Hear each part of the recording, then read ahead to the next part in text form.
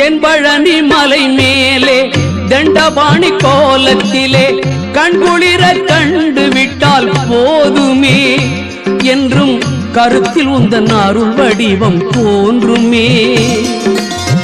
தென்பழனி மலை மேலே தண்டபாணி கோலத்திலே கண்குளிர கண்டு விட்டால் போதுமே என்றும் கருத்தில் உந்தன் அருள் வடிவம் தோன்றுமே.